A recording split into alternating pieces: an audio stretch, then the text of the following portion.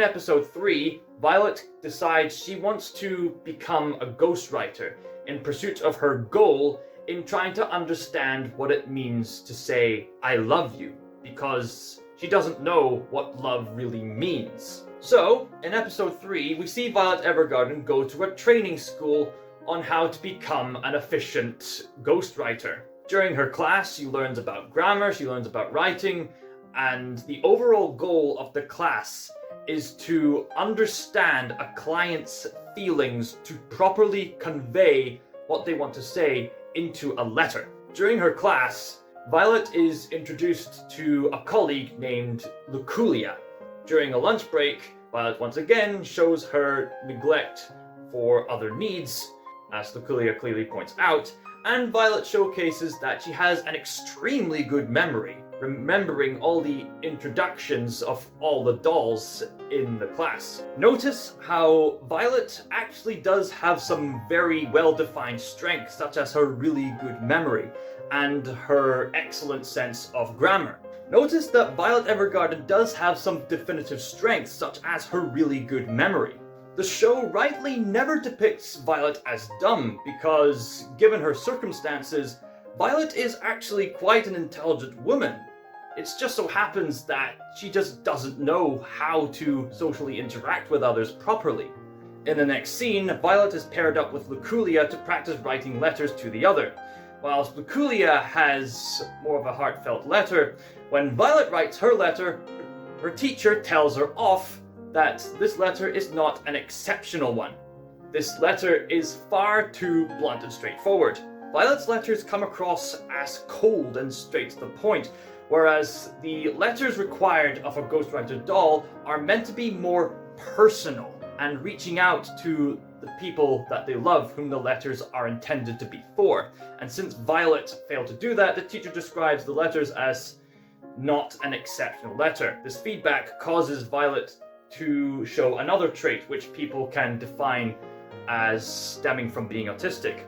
The fact that Violet expresses intense feelings with subtle body language. In this case, you can see Violet squeezing her letter as the teacher explains to Violet that what she wrote is not an exceptional letter. I should note that the show makes it quite clear that it's not so much that Violet doesn't feel, it's that she doesn't know how to describe how she feels. A trait that could be more akin to alexithymia, but I'll discuss that topic later on. I definitely would disagree with the idea that we're not emotional. I think we're actually highly emotional. I think that we just, many times, we don't express it the way that people expect. I like the comparison to Vulcans. In Star Trek, lore, the Vulcans feel more strongly than humans. They just, don't show it. We're feeling it. It's there. It just might not come out. And then other times, it might be overly expressed. I mean, sometimes, we'll cry. I mean, that might be at, weird moments. I mean, well, you might think they're weird. I don't think they're weird.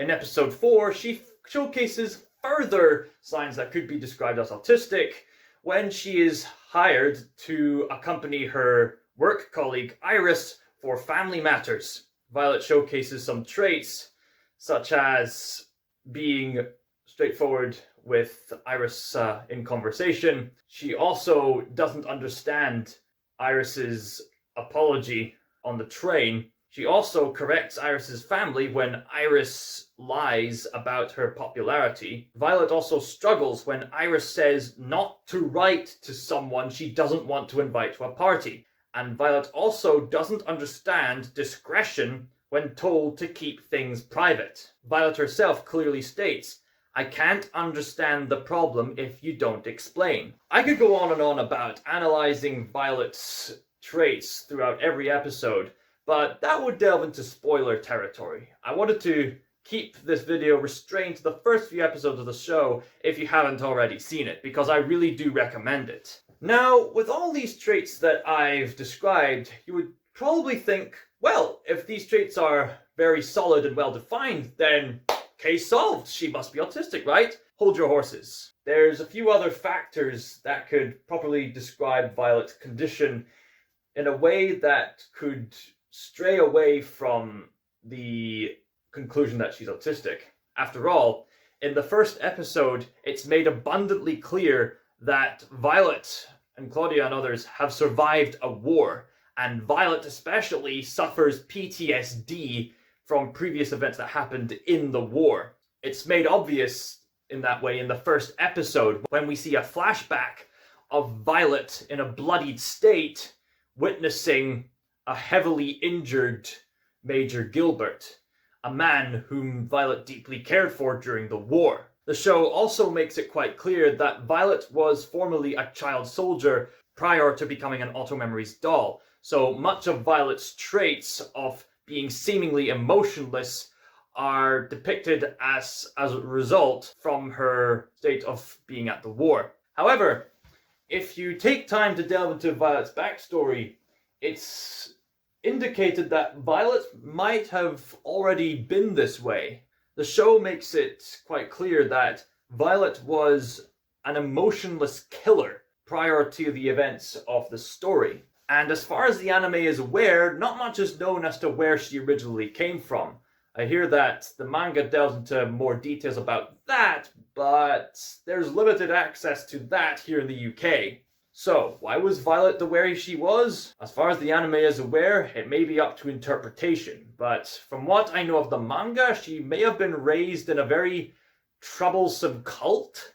There's some indication that Violet may have been raised in a cult according to the manga, but that's a discussion for another time. The point is, Violet suffers from PTSD from the war, and the more the show goes along, and the more Violet learns to empathize with others, which we'll explain how later on, the more she experiences emotions, and then the more she starts to experience guilt from her previous wartime. The main point is, the fact that Violet suffers from PTSD explains her emotional states as the show begins. She's quite blunt, and she doesn't know how to empathize with others because she spent most of the war as an emotionless killer. And as the series goes along, she learns how to understand emotions, how to feel emotions, and later on, she begins to feel guilt from her previous war efforts. And as the show continues on, Violet starts to experience the guilt from her previous wartime. And though this despair is very hurtful for her, this does ultimately help her to grow and to further empathize with other people. Now, PTSD plays a major theme throughout Violet Evergarden, so it's likely that most of the aforementioned traits, particularly those that revolve around Violet's sense of emotional state, mainly come from the PTSD rather than any potential autism Violet could have. However, as I was looking through some fan discussions, particularly this one page on Reddit, I noticed someone bring up a particular condition known as alexithymia, if I'm pronouncing it correctly. I did some research on alexithymia and even read some descriptions describing alexithymia. I even briefly read some parts of scholarly papers about comparing alexithymia with autism. And alexithymia is described as follows. Alexithymia is the inability to recognize or describe one's own emotions. By that description, that would make perfect sense of Violet's condition. She is not only finding difficulty in social interaction, she also has the inability to recognize and describe her own emotions. Judging by the description of alexithymia as the inability to recognize or describe one's own emotions, this seems to make more thematic sense given how Violet has difficulty describing her own emotions. The show makes it quite clear that Violet's struggle doesn't just stem from the fact that she struggles with social interaction, but she also deeply struggles with trying to describe her own feelings, whatever they may be. And when I looked into alexithymia at first, at surface level, this seemed to be quite valid, and this seems to fit Violet's condition far better than autism does. However, the more I looked into alexithymia, the more I noticed that there's actually a resembling link between alexithymia and autism. At surface level, it would appear that Violet's condition is in fact alexithymia, not autism. However, as I looked into the scholarly papers I mentioned and researched the definitions of alexithymia and autism, I noticed that alexithymia is actually closely linked to autism. According to studies, quite a lot of people who have alexithymia are also people with autism. If I remember correctly, 1 in 5 autistic people have alexithymia, and alexithymia is often associated with autism. There was even one study I read that stated that alexithymia can be influenced as a side effect from autism itself. So, I should also note that as I looked into the studies, I was trying to look for a source that could describe a definitive difference between alexithymia and autism. And undoubtedly, alexithymia and autism have their distinct differences, but they almost seem a bit too similar. However, I noticed there was another description of alexithymia that stated that there is no known treatment for the state of alexithymia, that inability to recognize or describe one's own emotions. Now, by that statement that there is no treatment for alexithymia, that seems to conflict with the story of Violet Evergarden, because Violet actually does find a gradual treatment of her emotional condition by her ghostwriting career in learning how to empathize with other people, and in turn recognizing her own emotions.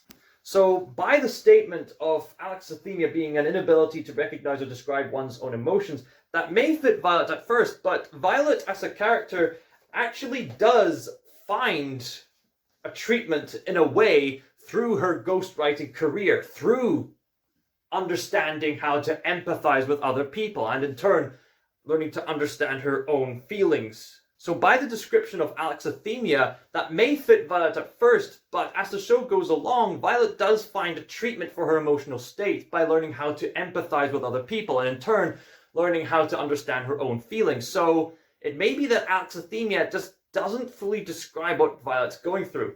So perhaps one could conclude that Violet has always been an autistic person who has had the very unfortunate position of going through war trauma and having been raised up as a child soldier both before, presumably, and during the war. Now, I could be wrong here, but there are at least 2 movies about Violet Evergarden set after the main series. There's Violet Evergarden, Eternity and the Alter Memories Doll, and Violet Evergarden, the movie. In both the movies, Violet Evergarden does show some clear growth since her starting point in the original series. However, many of her quirks and her difficulties with social interaction are still within her. Now, it may be that I'm overanalyzing this, because people who experience war tend to come back in a very traumatized state. I could be wrong about everything I said, and all of Violet's traits could just be bottled down to war trauma. After all, it has been recorded in history for people to be bluntly traumatized through such horrifying experiences that they've had to face on the battlefield. That fight for survival, that deep pain of losing comrades, the trauma of having to take lives and seeing so much horrific gore and all sorts of things could easily blunt one's mind almost to a point of no return, if not no return.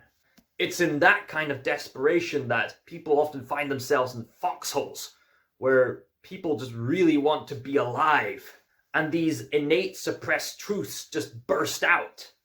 Thinking about it now, I suppose, then maybe Violet has been afraid to convey some certain emotions.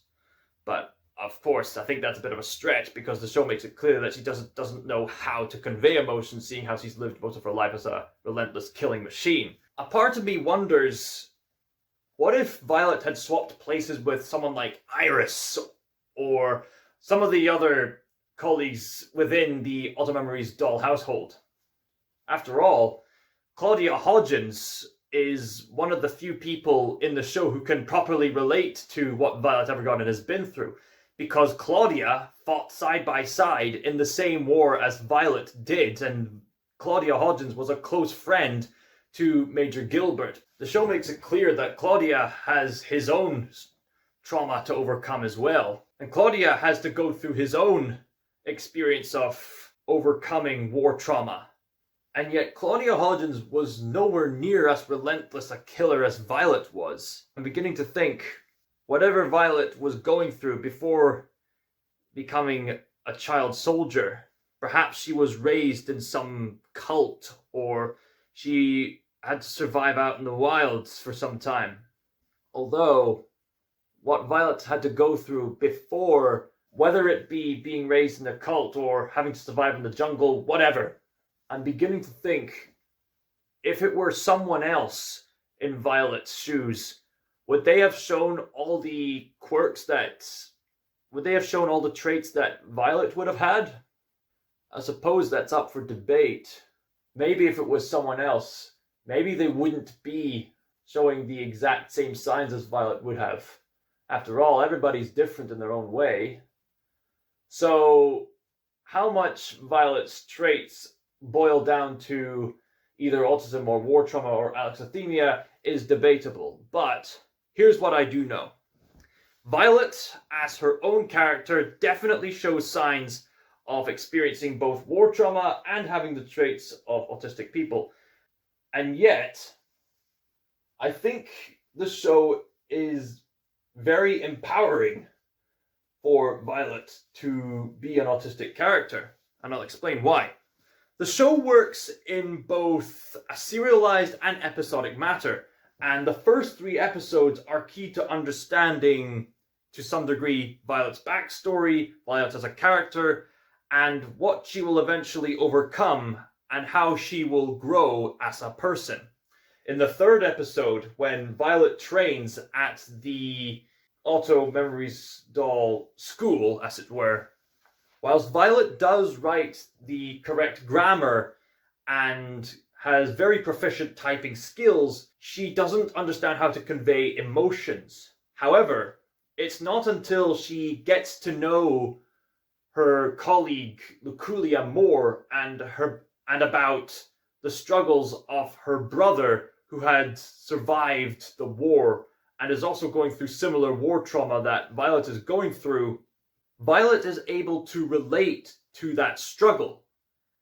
And through this understanding that Luculia reveals to Violet, Violet is able to dig deep down inside both herself and Luculia's struggle and write an efficient letter.